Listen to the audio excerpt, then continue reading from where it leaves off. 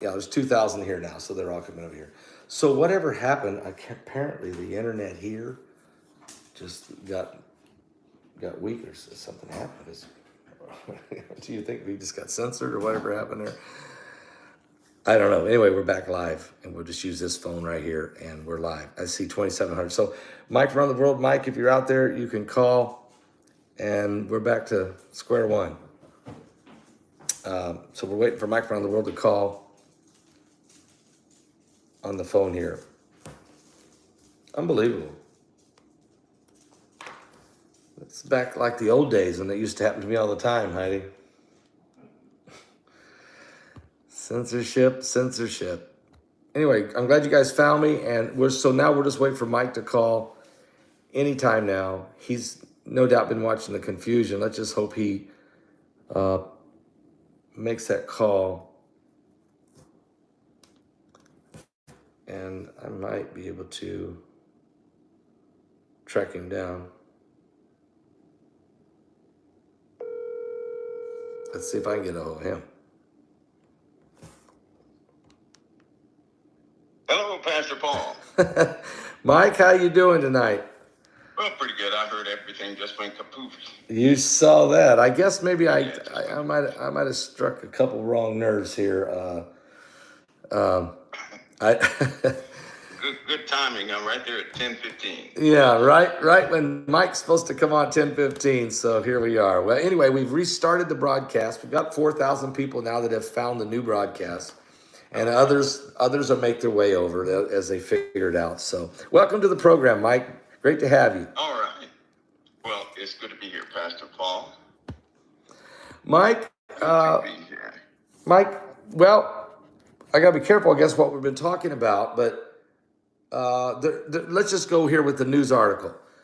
Dmitry Medvedevich did say today that if Russia, and this was him going live, if Russia loses the war in Ukraine, that could probably trigger the use of nuclear weapons. Was he sent out to say that, or what does that mean? No, it's a common sentiment of those who can actually push the button or initialize that type of offensive. So it's not just, that's not saber rattling. That's a declaration against NATO. And what that really means is that he's expressing the sentiment of those who are actually, willing to do that. And so unfortunately, we have a country and people in that country that are willing to go the extra mile. They do not see this war like everybody else. You have to put yourself in the mindset of individuals, right, who really believe that this is a final hour type of scenario. It's not just a war with Ukraine. Think about Putin, his attempt, or Russia's attempt, to regain the Ukraine, right? To get back that part that they lost, because it was a very sore loss to lose Ukraine. They were trying to make their home whole again, right? Now, if someone came and they stood in the way of a portion of your property that was very sentimental to you, you would not see that situation as minimal. You would see it as somewhat as an attack upon you having a right to have your property intact. And if it's sentimental and you express that sentimentality and they ignored it, that would provoke something inside of that person trying to make it a whole again. So he does not see this scenario like everybody else does, like they're advertising it. He sees it as one of the final hours, right? A biblical final hour, right? Not just some exercise he pulled to get it back. No, he sees this as a biblical final hour. And so they're quite serious about if they lose, right? They're losing to evil.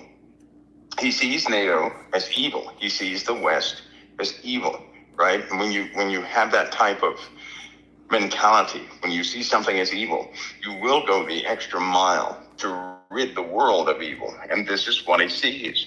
This is what a lot of people are drifting away from. But if all they have to do is change positions And he sees the West as an antichrist. He sees NATO as an antichrist. Anybody who has a faith foundation, despite where they come from, they will not join forces with an antichrist. And he has an ability to liberate part of the world. This is in his mind. It's not just him. You're talking about probably tens of thousands of influential individuals right there in Russia who believe the same thing. So he will absolutely go forward with those plans. And as NATO continues to press on every single side, taking over operations in Ukraine, because this is how it's being interpreted.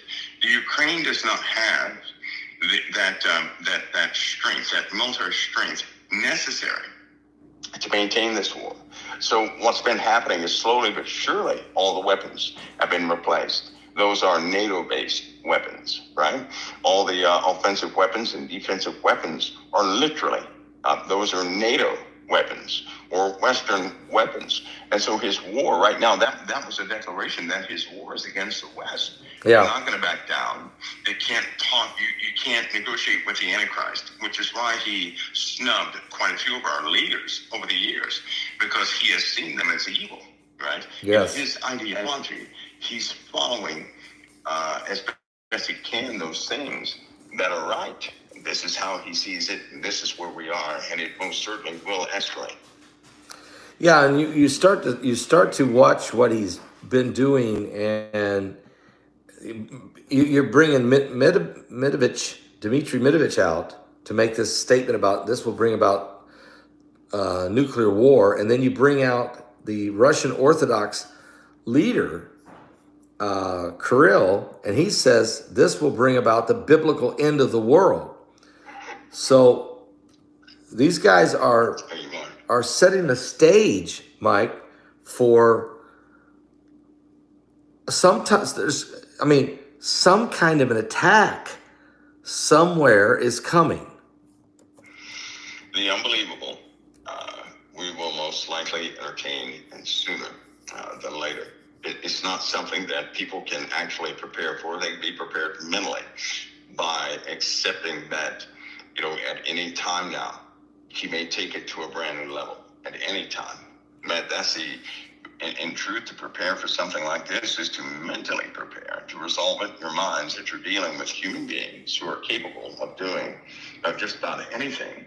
And, us being in the last times, of course, it's up to the Father. If he does not allow anything to be launched, it simply won't. But we know there is a time where these things are brought about.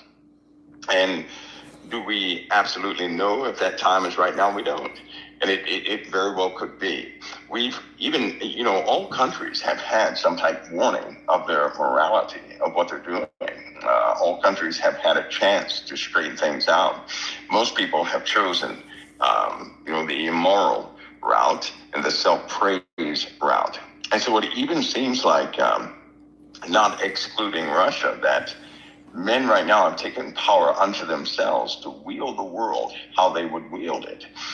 And in the meanwhile, you have this oppression of Christianity happening all over the world. And that's building, right? That's building up. And so in these times are very prescient. The situation it's almost unavoidable at this point. And again, not only is that mentality real concerning the leadership in Russia, but keep in mind, the more he deploys equipment, all these ships that are deployed in the ocean, some of the cruise missile site launch platforms that are put out there, there's going to be a mistake. There's going to be a communication breakdown. It doesn't matter what army anybody belongs to. There's always some sort of communication breakdown. And submarines, if you have a communication breakdown with a submarine, they have to go with the last order they had. And believe me, they have fail-safe orders in Russia. In other words, if you can't contact Moscow, you have a fail-safe order, which means they're going to assume something has taken place, and they will most certainly follow through with those orders. And nowadays, because it's not like some of the other events that took place in history, now it's an automated process. So basically, those sailors, will stand around until the machine itself counts down and launches whatever it has to launch. Russia itself has a fail-safe. If anybody attacks Moscow to the point where the president does not hit that fail-safe button, right? There's going to be about, in about 2 hours, that thing's going to go off, right? Because that means Wow. if he does not intercede, if he gets assassinated, if government is not properly passed down or something like that, there's going to be a nuclear launch from Moscow to many different nations, right? This is why the USA and NATO have to rush. They are rushing to get in position. This is one of the highest priorities any country has right now, and they know it. They know they're playing with fire. They know it's a grave situation. Germany has a fail-safe. Europe has fail-safes. UK has some fail-safes, but they are vulnerable, and Russia will exploit that. They already have people in position. They've joined up with Middle Eastern factions. These factions are large. They are trained. They have been in and out of battle in Syria. Syria was like basic training for a lot of Iranian forces. They are over 1.5 million troops strong, right? Wow. That's them. Now that's their seeable troops. It is estimated through intel that they have a whole lot more than that. You're talking about Iran. Now this number seems outrageous, right? They have at least 100 million. What? In reserve Mike, right Mike, now. Mike, We're no, talking no. about soldiers. No. We're not talking about people. We're not talking about drafting everybody. Their population, what people are going to find out, many of these Middle Eastern places have intricate bases on the ground, right? Anybody who's been in the Gulf War during the 1990 Operation Desert Shield to Desert Storm, and EOD came in there. They had to blow things in place underneath the ground. They know about the hangars. Transpool, they had hangars under the ground where they had brand new aircraft, brand new uniforms, weapons lining up on the walls. You're talking about a cavern that's larger than a stadium is, right? That's how wide it was. Where you could have F-16s, a row of, or the span of about 5 F-16s. It can house just about everything. They have underground runways. This is all throughout the Middle East. Yeah. All throughout the Middle East. Yeah. And so they didn't get a chance to blow all of them because they couldn't breach. It's almost like a mountainous system that you have to go through to get there. Anyway, there's a lot of equipment there. There's a lot of equipment in Iran. They have hardened facilities in Iran. Doesn't matter how many bunker busters we drop on that place, you're not going to hit those hardened facilities. I would estimate they've already enriched uranium and have been doing so for the last 15 years. Yes, I agree. I would also estimate they have warheads and ICBMs. And what they have to get past is they already have a launch system. Here's the problem. Why have they used it? Because if they launch it from there, Russia's brand new system, right, is not really field tested. So they have been field testing that warning defense system, right, so that nothing can shoot down those ICBMs as they take off because they need escorts upon launch. So Russia has also been testing their equipment to make sure that's okay. They have air superiority in that place. That's why you don't have flyovers of Iran. That's why drones are captured, so on and so forth. So what they have been presenting by way of the media is very different than the reality on the ground. It's very different. And, we have this preparatory state that we're in right now where everybody is in a mad dash to get everything set up. Well, it's very real. It's extremely real. As this intensifies, and as you said, it's a mad dash. UK is sending over their best tanks. Germany sending over their Leopard 2s, their best tanks. We've announced we're sending over our tanks and artillery and sophisticated equipment, and this is infuriating Putin, no doubt about that. But while everybody's in this mad scramble, and Iran is a lot more equipped than what any of us really realize, where's Turkey? Is Turkey laying low? Are they moving assets? Turkey is never neutral. Turkey is never neutral, right? Turkey has almost I'd say a concierge mission. Turkey normally will facilitate different political talks between these enemy or communistic factions. They normally talk to them in the West at the same time, which makes them, and Turkey has to take this role because they have to be useful somehow. Yes. But Turkey, and if something ever happened, Turkey would not side with the USA. If something ever happened, I hate to say it, Yeah. would not side with the USA. But they're supposed to be. They wouldn't be able to. But they're supposed to be in NATO. They're supposed to be in. Sure they are, but they won't do it because, again, this war is unlike any other. All the other wars, right? It was really about fighting tyranny or tyrants against democracy, right? That's not what this war is going to be about. That's not what this war is about now. This war has a basis in faith, either Christianity or Islamic faith. Now, whether that Christianity deals with the Roman Catholic Church or not, of course, some of that is true. But basically, this is a war of faith. And because we have this war with a lot of Islamic factions, you don't hear about Islamic terrorism, do you? No, it's kind of just like went away. It just died, or it just went somewhere. Well, when they don't talk about it, that's when it's really a problem. When they talk about something, that's not where you look. Never talk where they often misdirect people like that to have them look in certain directions. In the meanwhile, we have a real problem with radical Islamic forces all throughout the world. Yeah. And what they will eventually do is they're going to continue to train. They've been training, rotating in and out of small wars and small conflicts and this, that, and the other. And some of these populations, like Russia and these other places, they're building up by way of their populace, or I should say army, the army populace, with these Islamic believing individuals, in which Jordan is responsible for primarily that brings education to all of them. So they're very tightly knit. The Middle East is changing. It's not how it used to be 5 years ago. It's very different. They have been empowered. The USA left. You don't hear anything about NATO weapons with these Islamic factions, do you? You don't hear anything like that. No. We used to have accountability. People used to talk about that, right? That began with Benghazi, but all of that died. Nobody wants to talk about that. It's not interesting. Everybody went to politics. Politics has largely been a distraction from the large-scale setup of war that's happening right now. And while everybody's attention has been pointed in one direction, something has been growing and building in the opposite direction. And that would be a kingdom, a very large kingdom that really is up and coming. It came out of nowhere. It was tiny at first, but now it's not so tiny, right? Some of those, what sustains it, the money that sustains it, is rolling in. And in fact, they're self-sustaining. They're very self-sustaining. And now they're making deals at very high levels.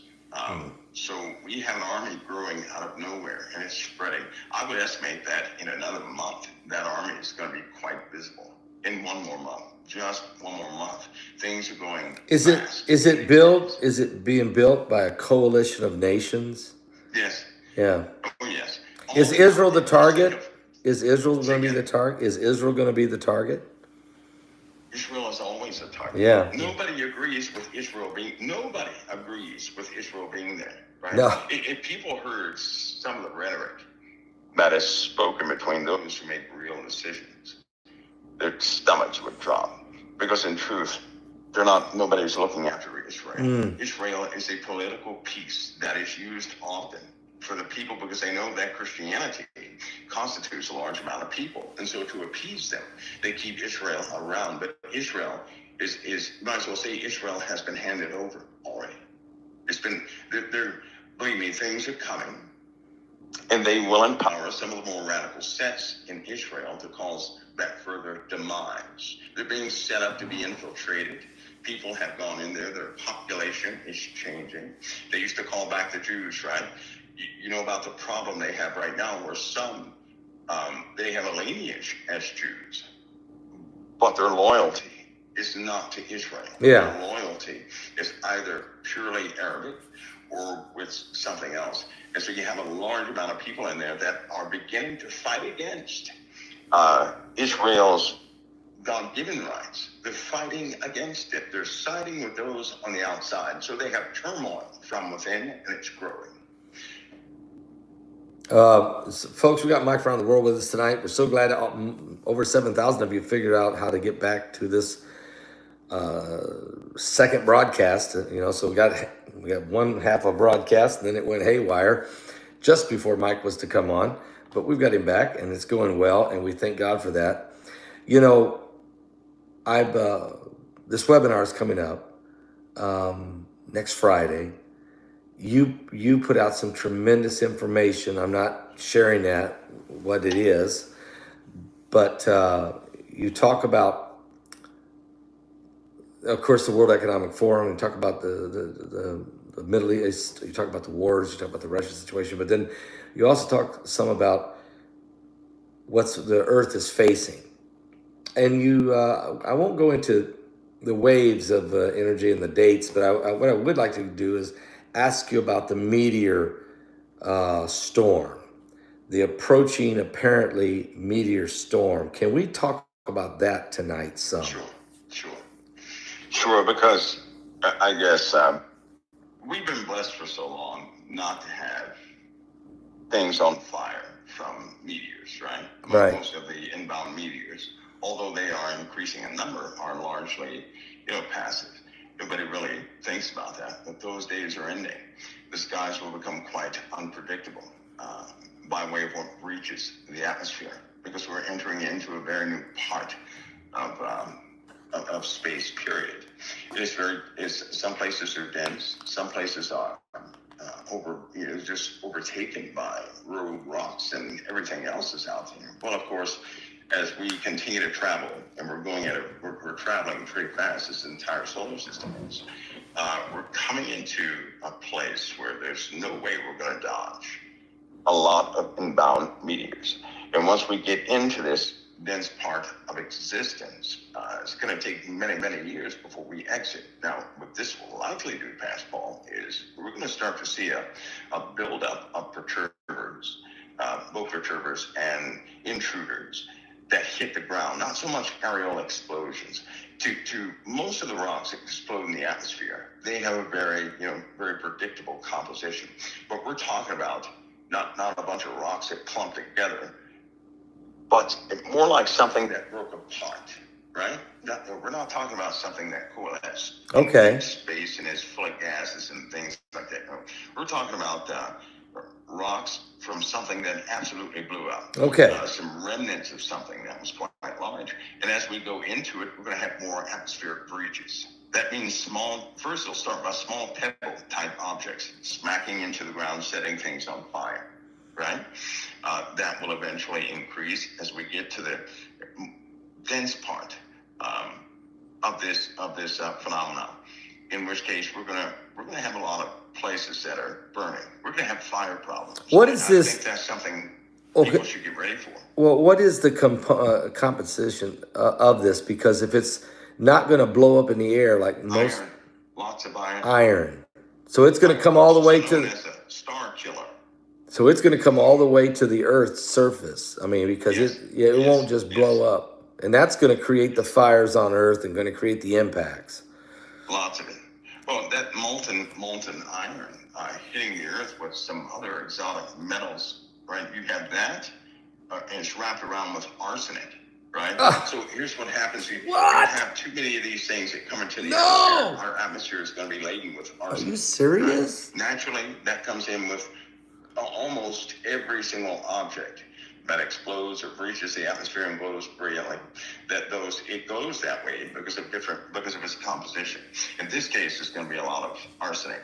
Now, one of my biggest issues, and the reason why I'm watching, in truth, if it were just a big ball of iron that would come in and hit the ocean, I'd be fine with that. I'm okay with that because we've had those before in time. People will survive. We'll have some adjustments. But imagine something that is iron-based, encapsulated with lots of arsenic wrapped around it, right? If it hits the ocean with that type of arsenic wrapped around it, we're in trouble. We're in trouble, right? Yeah. where's all this stuff coming from?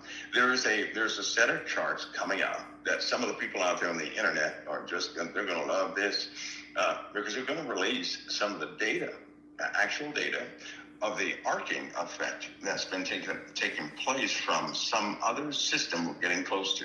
Right? I'm going to say the way they're going to give it to everybody. Some other system we're getting close to also has 3 asteroid belts, right? 3. And lots of debris in orbit around its star. Those objects contain tons of arsenic, tons of iron, lots of iron, lots of arsenic. Mike, now you're talking. Now you're talking wormwood. I mean, when the Bible talks about we got these 2 what look like burning mountains and whatever, and it crashes into the sea and into the earth, and then all the water turns bitter, poisonous. I mean, is it arsenic? Arsenic would do it. It would do it. If we had a large aerial burst somewhere in the Pacific, likely the Atlantic, and it was, that was of a good size, right? We'd be in trouble. And here's that part. Here's what a lot of people, maybe they didn't think about this, but imagine an object that's really big.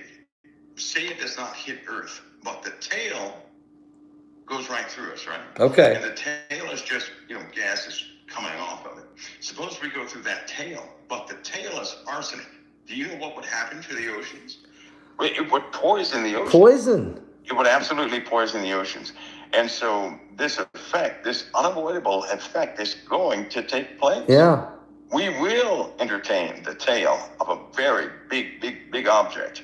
And we'll likely go right through that tail. The way its arc is aligned, we're going to go right through that tail. And that's and that's your Revelation chapter 8. That's literally explains what you're saying is we now can see the tail of a big object that we're not going to get hit by this object, but we're going to go through its tail, and when we do, we're going to get pelted with iron, rocks, brimstone, and arsenic.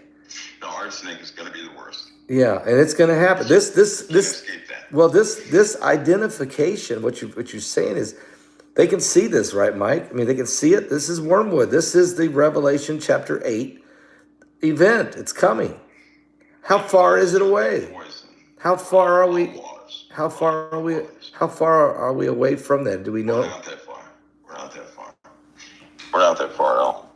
But before that, Pastor Paul, we're going to have some encounters with a lot of objects that will cause fires. Okay. Right? Now, the great concern is this. When we get into this time, into the density of this time, all those satellites around the planet, we're gonna really have to deal with that because we've not dealt with that. It seems like every 2 weeks something is piercing the ISS. Yeah. There are already estimates coming out that the ISS, International Space Station, is not going to be there too long. It will eventually deorbit. That's going to cause some issues because of what's on board. There's satellites in space. They have canisters the size of an ammo can, the standard ammo can. But inside that canister are materials that, if they hit the atmosphere, they could destroy 1/4 of the Earth. They could poison people. Whoa! There are dangerous things in there. So these are dangers that Air Force Command, Space Command are charged and tasked to really watch everything that comes in proximity to these things, because some of these satellites are deadly, but we need them up there. That's their the fuel they work by.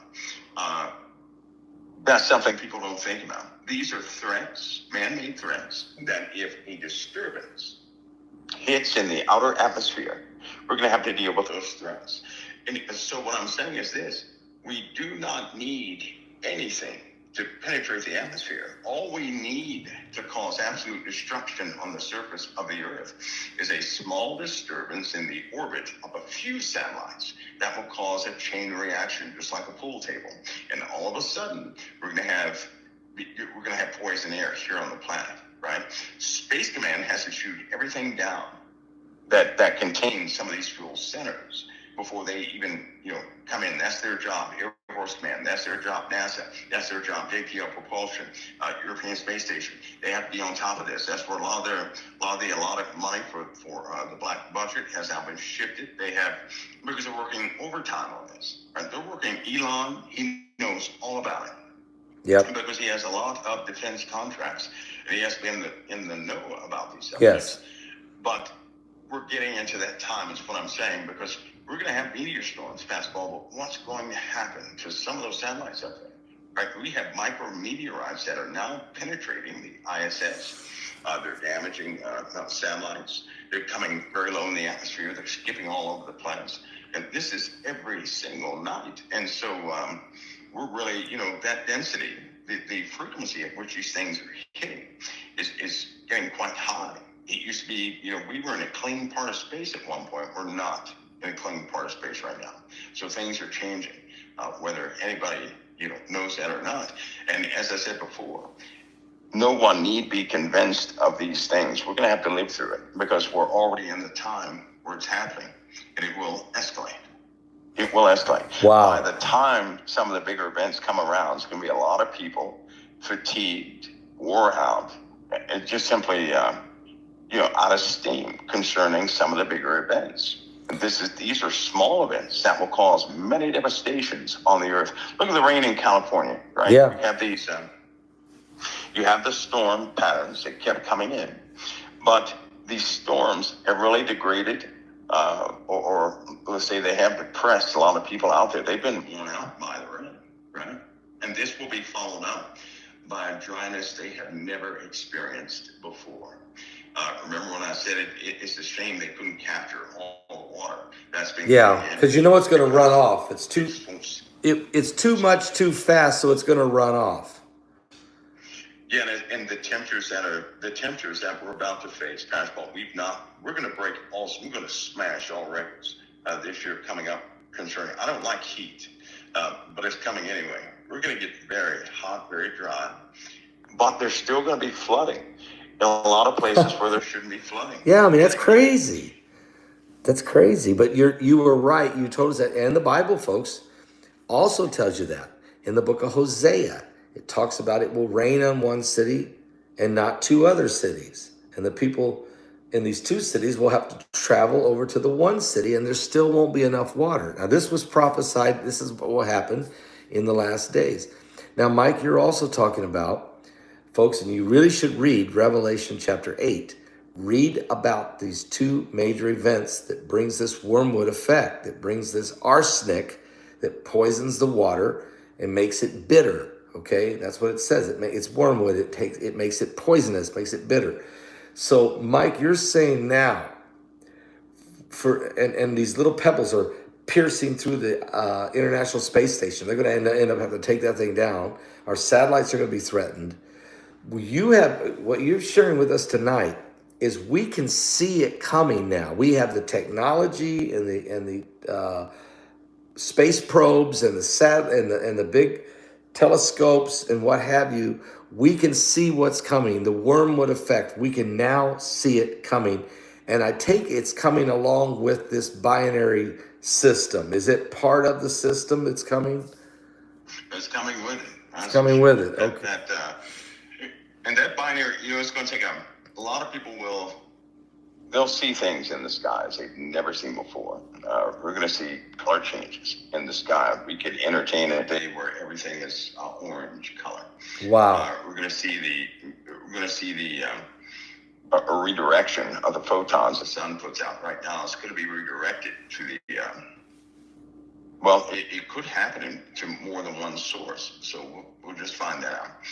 But we're going to see Jupiter change, Saturn change. We're going to see Mars change. The Earth, I know that the Earth is not going to keep its orbital position. It's not going to happen this time. We have been so blessed for so many passages. I do not believe the Earth is going to keep its orbit this time, which means we're going to have a change in constellations. Amateur astronomers are going to see this. They'll likely be, blown away, worried by these things, but just get prepared to see many different things in the skies just shouldn't be. We're going to see exactly what happens when some of the stability of the heavens is lost. Yeah. Well, Jesus said the heavens will be shaken. There'll be signs in the sun, the moon, the stars. So in other words, we're going to see things we didn't see before because apparently the earth gets repositioned in its orbitable path. That changes the perception or your perspective of the stars. You start seeing weather and everything, right? And what's going to knock everything off its course is this binary system coming by, that's coming by too close, bringing a bunch of moons with it, bringing a big comet-like tail. Even, matter of fact, in the book, Immanuel Velikovsky, who wrote the book, folks, called Worlds in Collision, talks about this tail, this, nemesis, or whatever you want to call this, Planet X. But he always talked about the fact that it wasn't that would hit us, but it would be the debris that comes with it, and we wind up going through that. And that's probably what you're saying, Mike. That's what's going to knock us off our orbit. It's going to knock us off our trajectory and our orbit around the sun, which is going to change everything: temperatures, tides, rain, droughts, fire. I mean, really, it's going to change everything. I'm going to give you another scenario too, Pastor Paul, because a lot of people think that maybe some secondary system has to be in close proximity, but imagine this one. Imagine something starts to affect Jupiter. Yeah. Just Jupiter. Just Jupiter. Say Jupiter moves 2,000, 3,000, 4,000 miles outside of its orbit. Do you not know that will throw the inner planets in chaos? We are just as a moon, right, has a tidal lock with us, right? And it's in geosync orbit, so to speak, with us. Perfect, it just goes around perfectly to sustain life on the earth. So if that were disrupted, the tides would just go inland so far, it'd be just crazy, right? Yeah. So imagine something disturbing Jupiter. If something had enough of a pull, of a force to affect Jupiter's orbit, then all the inner planets would follow suit, because Jupiter keeps our balance. It keeps us in the orbit we're in. And I hate to tell everybody, but we're in this perfect, there's no way things just fell into position. These planets have a perfect orbit. I mean, a perfect orbit. And the more you measure, the more you find out that that's something that it just does not happen naturally in nature this way. So we're in this perfect orbit with a perfect balancing ball called the moon. But if Jupiter is disturbed, everything is going out of whack. Everything will go out of whack. You're talking about we could sit sideways for a few hours and then go back, start going backwards. The Earth, Jupiter will be disturbed. There's no way Jupiter is going to survive being in close proximity to something that has a certain level of mass. It's just not going to sustain its present orbit that way. And when that changes, and by the way, I know everybody thinks Jupiter is a gas giant. I can't even discuss that one, but anyway. Jupiter Whoa. It's not a gas giant? Then what is it? I'll just say I don't believe it's a gas giant. I do not believe Jupiter's a gas giant. I just don't believe that. Because you believe. A few of the pros believe it either. Let me. Is it because it has to be the counterbalance to our sun, and a gas giant wouldn't really do that? They measured its pull, Pastor Paul, and the pull of Jupiter does not match what they put in the textbooks. It does not match celestial mechanics as it is entered on many different computer systems. It just does not match. The real data is different than what's being calculated down here on the earth. They have things so nice and neat here on the earth, like mankind they're just masters of knowing things they can't even actually get to.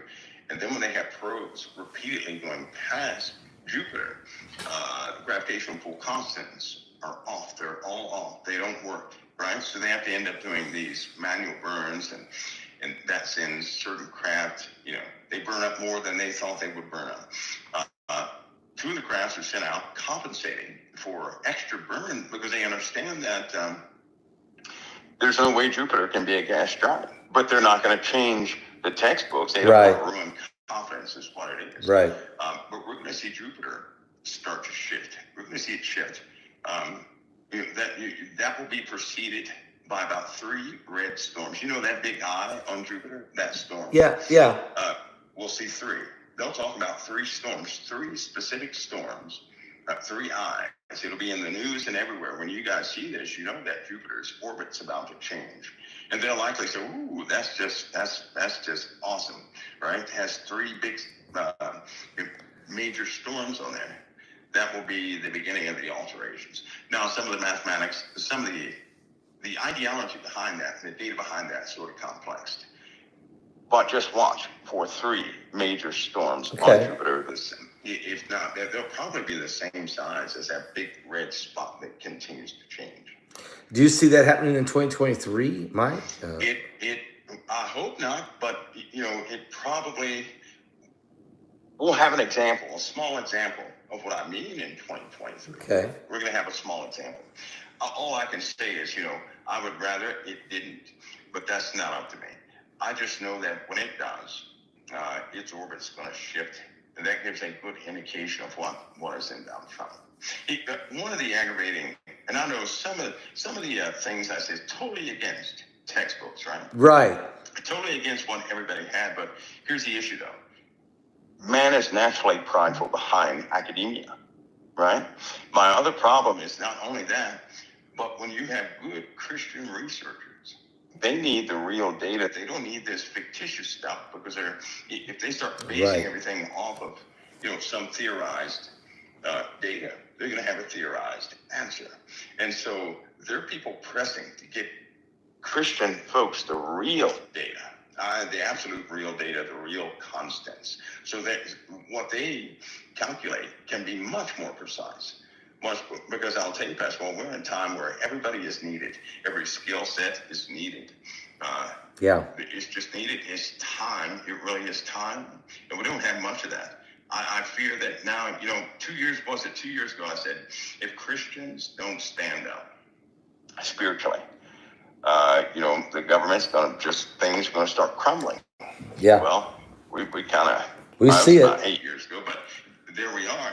But guess what? If we don't come together and put our heads together on some of these anticipated things we're going to go through, it's going to leave too many people in the blind, right? Because we know that with a lack of faith, you got to be very convincing. To a lot of people, it requires a lot of data for a worldly person to actually start to even consider what you're saying.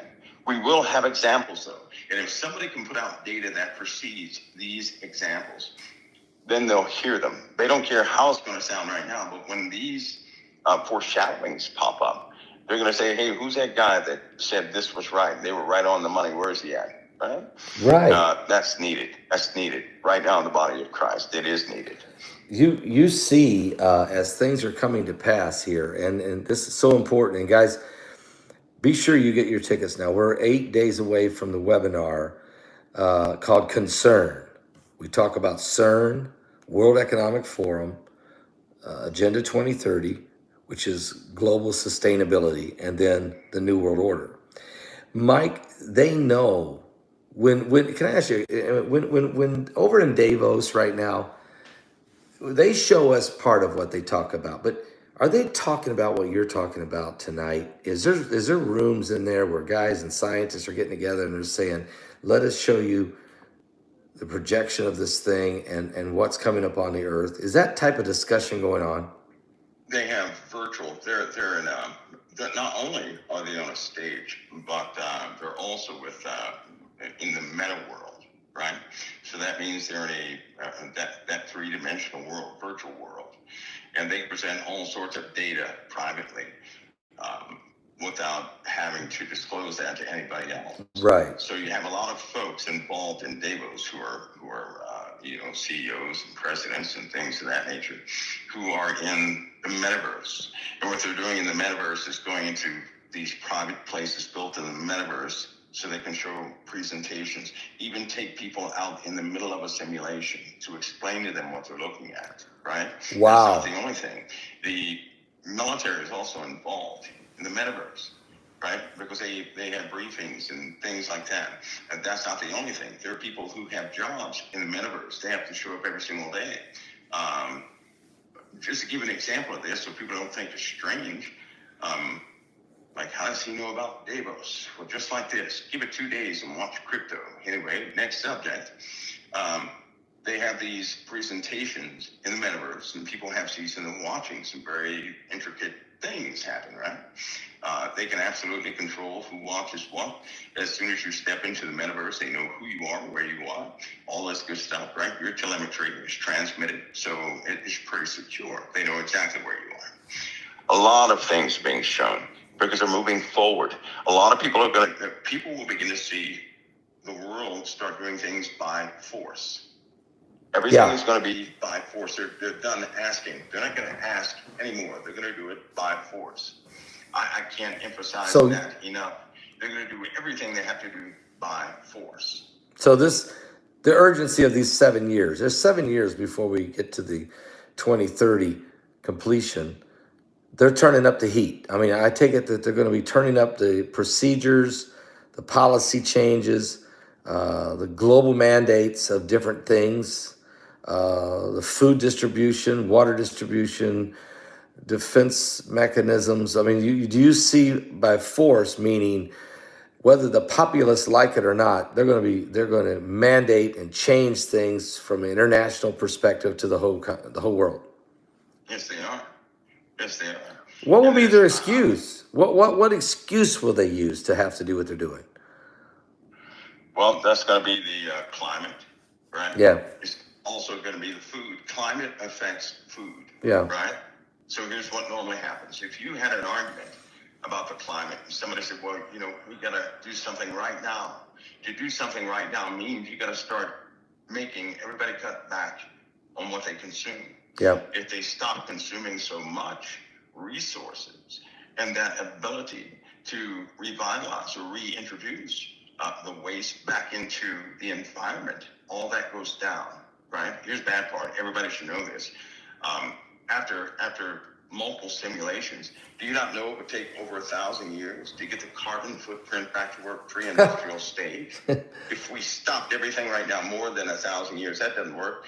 And if they did, it could cool the planet somehow, Pascal. It would take 125 years to get the ice, right? To get the ice to not melt as much as it is now by about, I think it's like 10 or 15%. So it will still melt. If we stopped everything right now, the climate will still increase for the next 230 years. The sea levels would continue to rise for the next 300 years. If we just stopped everything right now, we're still on track for a very different world. Now, they know this. I'm saying this because they know a different world is coming. They know that all of America is not going to be inhabitable. They know that all of Europe is not going to be inhabitable. They know this. And what they have done was they ran the simulations. Why do you think the census was so important? Yeah. The census was important because they had to have an accurate count of where everybody was and what they were doing and all this good stuff. So that was important for the simulations. They have a master simulation they have run. They know who's going to be able to have housing and who will not. Now, how do you get rid of folks who are not going to have the housing in the new landscape that we're going to have, with parts of the earth covered by water and other parts of the earth missing through tectonic shifts and things like that? How do you do that? You have to have some sort of forced problem to start getting rid of people. And I hate to say this, but war is a grinder. In other words, every time a war comes around, right, we start to recycle people. Yeah. That's what we do. We recycle people. They don't like that conversation around wartime. People do profit, yes. But most importantly, you have a lot of people who are taken off the books. They're no longer on that census. Why do they do this? So that the rich keep in power. This is very difficult to say, and I know a lot of people may not get this. It's not about those in charge having money, because they made the money, right? They designed the money. They put the money out to everybody else. They own that money. So that's not the factor. The factor is control of the populace. Control means not having prisoners, right? Yeah. But to somehow psychologically dupe the populace into praising them, into looking to them. When the people start saying, hey, we need a new this guy, we need a new this guy. They're doing it. That's them praising the people. That means they're not willing to do it themselves. They don't believe in themselves to do it. Isn't that funny? You have billions of people on the earth. They don't like governmental figures, but they won't do anything about it. Because everybody has in their own mind, well, I don't make a difference. Well, you get everybody thinking that, and they will not do anything. Right. They won't do a thing. Somehow that will start changing, but not before these guys push a kingdom in front of everybody. So all of what people have been used to look for to fail. There's going to be a failure of democracy like nobody has ever seen before. There are going to be upsets. People think, well, if this country went to war and that country went to war, clearly this would be the winner. They're going to reverse it in front of everybody's faces. When everybody is defeated that way, they're easily molded, lifted back up into a new system. The young kids are not going to be bothered. They don't care. That's why all these new bills have passed and everything else. They're already in the metaverse. They don't care about morality like we do. So they're used to it. And the one thing we're going to have to realize is that even by the census, the older people who are above the age of 45 or I'll say 55, there's not too many of us left. No. There's just not too many of us left. We do not constitute the major part of the populace. We just don't. And so what they're doing is all these young people who are easily persuaded by these weird things, they're going to utilize them. Yeah. They're going to utilize. And speaking of these young kids, Pastor Paul, maybe your audience knows, I bet you they do. Why is it that these young children, I've never seen this before, I know why, and I won't say why, but these young children, they have no idea. I'll give you one scenario. It's a chuckle. When a light bulb goes out in the refrigerator, right? You or I would never say, well, let's throw out the refrigerator. It does not work. No. These younger kids, they have no clue that a light bulb out in the refrigerator, right, just means a light bulb is out. They think the whole thing broke down. They don't understand how. In other words, they're disconnected from common things. Yeah, they don't know how. It's impossible because we're talking about genetic memory. The genetic memory in these young kids has been wiped out. They don't know about clean water going into a washing machine. They think it's filthy or something like that. They don't know. There are certain things they do that they're not connected with it. Some of these kids don't even know the concept of a microwave, right? They have, and the worst part about this is some of these young kids, for the first time in my lifetime, they do not know who Christ is. No, they don't. How is that possible unless something else has been taking place on our own noses? Yeah, it's a different topic, yes, but that really foretells of an origin. That's an origin story, or a very real one. It's really sad. It's the truth what you're telling us. They don't understand how things work or how things are made or what it takes, the materials, and where do the materials come from, the assembly, how does it work? They just think it's supposed to always be there. And then when you say they don't know who Christ is, they never heard of him in a lot of cases. And whatever they have heard about him has totally been distorted.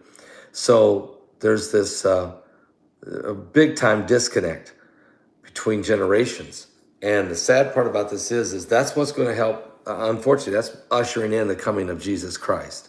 Because even Jesus said this, Mike. He said, when I come, will I find any faith left? And it's kind of a question. Certainly there will be, because, you know, those that are redeemed will be caught up for him, to be with him. The dead in Christ are going to rise and will be changed. But he asked that question because it's going to be scarce. It's going to get very, very difficult. And it doesn't take long, does it, Mike? It doesn't take long. 10, 20 years from now, it's a massive change in what type of faith people who believe in the Lord will be left on the earth. I mean, huge. Yeah. So when you have, especially when you have children born who have no identification with Christ, no one had to tell me who Christ was. Right. And there are so many people out there, nobody had to tell them there was a God in this head. But some of these kids, not all, some of these kids absolutely do not know what that name is. They're not familiar with the name. No. Which lets me know something. If a child is not familiar with the name of Christ, that child's origins are different. That sounds strange, but there's some who are just not like everybody else, right? They're not Right. meant to be that way, but they were always meant to come at the end times because they lift up ideologies like some of these new policies that have passed. They're 100% behind them. They're advocates for immorality, and it really is going topsy-turvy. Wow. It really is. Well, Mike, this has been a very fascinating discussion, and boy, I didn't know if we was even going to be able to get it in. I'm so glad that we were able to get this broadcast restarted and get over 8,000 people to find it and still get it and get the gospel out to people. I think what you did today, though, you revealed something. You know, the wormwood revealed. It's now in play. It can see it coming. We know the anticipation of it is soon, and so that puts a lot of things in play. A lot of agendas are going on right now in preparation for this coming apocalypse, really. And people better find Christ and get him in their heart and listen to what the Lord says and read the word and be prepared. Because that's that true preparation. Amen. Prepared in Christ. So, Mike, next Friday will be the webinar. We'll be talking with you, though, on the night before, and be really interesting to see what's going to happen. There's some things that are coming soon, and I know in the webinar you share that, so people better be ready. A few days, we're going to find out, won't we? We will, and I'm telling you, I'm a little nervous about this whole Russia situation and Europe and NATO and all of it. But there's so many things that are happening simultaneously that people better realize that the Bible prophecies are happening right before our very eyes, and it's coming quick now. All right, Mike. Well, thank you for being with us tonight. It's been a pleasure and an honor to have you on. It's been great information you've shared with us tonight. Well, God bless you too, Pastor Paul. Guys, don't worry about the earthquake and the 2 flares that are coming. Don't worry about that. Don't worry about it? All right. No, they won't do too much. I appreciate that. Now I'm worried about it. All right. Well, all right, Mike. Thank you so much, my brother. God bless you, Pastor Paul. See you next time. Okay.